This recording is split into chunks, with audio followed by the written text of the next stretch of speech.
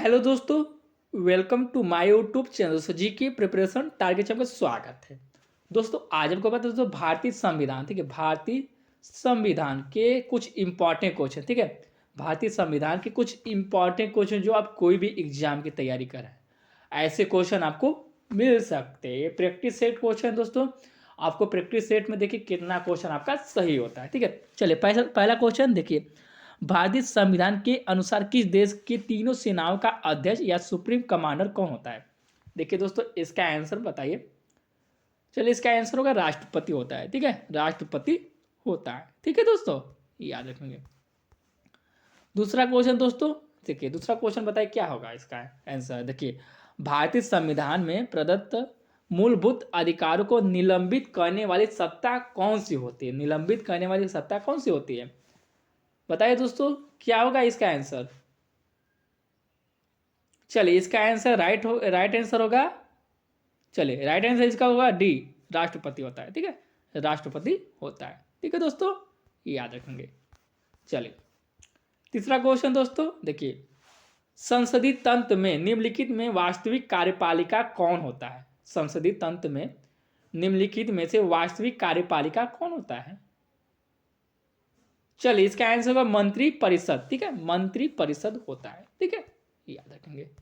चलिए चौथा क्वेश्चन दोस्तों, भारत में प्रजातंत्र इस तथ्य पर आधारित है कि किस पर आधारित है? दोस्तों इसका ऑप्शन चारों ऑप्शन है, चारों ऑप्शन बताइए किस पर आधारित है भारत में प्रजातंत्र, बताइए।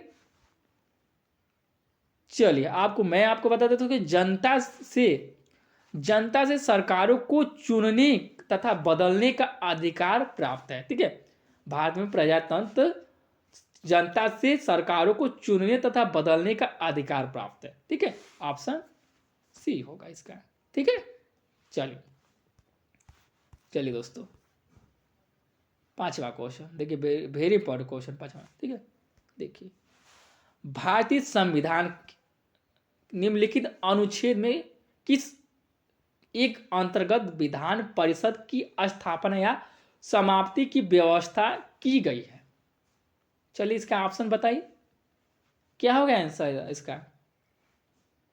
चलिए इसका आंसर होगा अनुच्छेद 169। ठीक है, अनुच्छेद 169 में किया गया है कि किया गया है कि विधान परिषद की स्थापना या समाप्ति की व्यवस्था की गई है। ठीक है, याद रखेंगे। चलिए देखिए दोस्तों, कौन मूल अधिकार के अंतर्गत दोस्तों नहीं आता है? कौन मूल अधिकार के अंतर्गत नहीं आता है, बताइए क्या होगा इसका आंसर। मूल अधिकार के अंतर्गत नहीं आता, देखिए आपको बता देता हूं। देखिए स्वतंत्रता का अधिकार आता है, मूल अधिकार के अंतर्गत आता है। ठीक है, संवैधानिक प्राधिकार का अधिकार आता है। ठीक है, समानता का अधिकार भी आता है दोस्तों, यही ऑप्शन आपका नहीं होगा। ठीक है, कहने का मतलब यही आपका सही है। ठीक है, संपत्ति का अधिकार आपके मूल अधिकार के अंतर्गत नहीं आता है। ठीक है, हर एग्जाम पूछता है दोस्तों ये क्वेश्चन। ठीक है, याद रखेंगे आप, क्वेश्चन याद रखेंगे दोस्तों। चलिए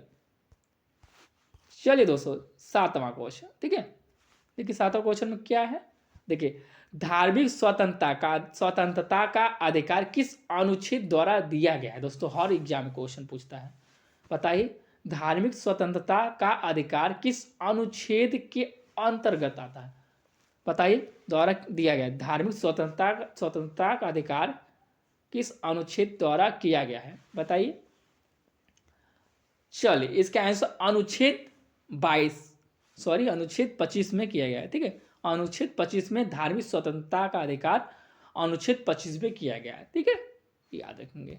चलिए आठवां क्वेश्चन देखिए, आठवां क्वेश्चन देखिए दोस्तों, आठवां क्वेश्चन देखिए, संविधान की प्रस्तावना सभी भारतीय नागरिकों को निम्न में से कौन सा एक उपलब्ध कराने के लिए वायदा नहीं करती है? वायदा नहीं करती है, बताइए दोस्तों।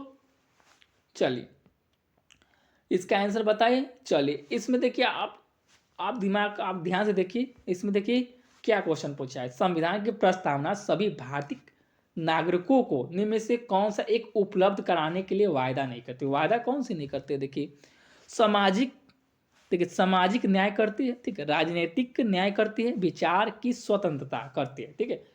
इसका ऑप्शन डी होगा, पूजा की स्वतंत्र, पूजा की समानता नहीं करती है, ठीक है, पूजा की समानता नहीं करती है, ठीक है।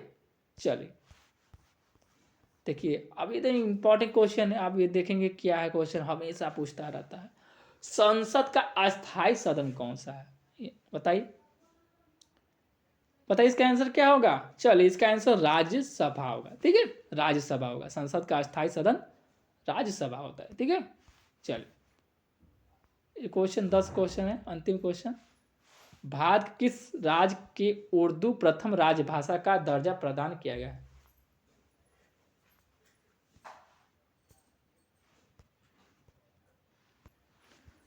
देखिए दोस्तों, इसका आंसर होगा जम्मू एंड कश्मीर, जम्मू एवं कश्मीर। जो ये क्वेश्चन 10 है दोस्तों, ये क्वेश्चन आपका 10 है, ठीक है, ये क्वेश्चन 10 है, क्वेश्चन आपका 10 है, ठीक है। भारत किस राज्य के उर्दू प्रथम राजभाषा दर्जा प्रदान किया गया है? दोस्तों इसका जम्मू एंड कश्मीर होगा, ठीक है दोस्तों। जम्मू एंड कश्मीर को प्रथम जो उर्दू का राजभाषा, प्रथम राजभाषा जो उर्दू का दर्जा प्रदान किया गया था, ठीक है, जम्मू कश्मीर को, ठीक है दोस्तों, ये याद रखेंगे। ये 10वां क्वेश्चन था, ठीक है दोस्तों। आप कमेंट बॉक्स में बताइए कि आपको कितना क्वेश्चन आपका सही आया, ठीक है, और कितना क्वेश्चन आपका सही आया है, ठीक है, कमेंट बॉक्स में रिप्लाई दे, ठीक है दोस्तों। धन्यवाद, ठीक है दोस्तों, धन्यवाद।